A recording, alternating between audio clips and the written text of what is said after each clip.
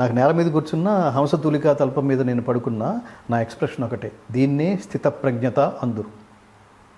ఎందుకంటే నాకు అటాచ్మెంట్ లేదు దాంతో, దాన్ని అనుభవించాలనే అటాచ్మెంట్ లేదు. ఆయన ఆత్మహత్య చేసుకోలేదు. ఔరంగజేబు ఏం చేశాడండి? మీ తర్వాత కాలం మీరు పోల్చుకుంటే తప్ప మీరు అవతల వాళ్ళ గొప్పతనం తెలియదు మిత్రమా.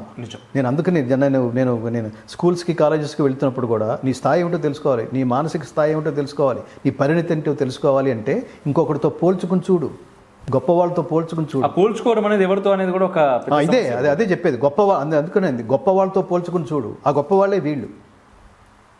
రాజభోగాలు అనుభవించాల్సిన స్థితిలో ఉన్న శ్రీరాముణ్ణి అడవులకి పంపిస్తే నేను వెళ్ళిపోతానన్నాడు అతను. నేను గట్టిగా బండల మీద పడుకుంటానన్నాడు. ఎప్పుడు తింటాడో ఏం తింటాడో తెలియదు, అడవుల్లో ఏం దొరుకుతుందో తెలియదు. ఇవన్నీ తెలియదా రాజుకి? ఓహో, ఎంత స్థితి ఉన్నా కూడా ఆత్మహత్య అనే ఆలోచన రాలేదు. ఎంతమంది ఇప్పుడు ట్రిపుల్ ఐటీలు అదే నా ఉద్దేశం కూడా ఏమిటంటే, ఏముందిరా ఇది, సో వాట్ అని అనుకోవాలి. ఎంత కష్టం ఎదురైన హరిశ్చంద్రుడు, సో వాట్, ఎదుర్కొందాం, చూద్దాం, ఎంత దూరం వెళ్తాడో అంత దూరం వెళ్దాం.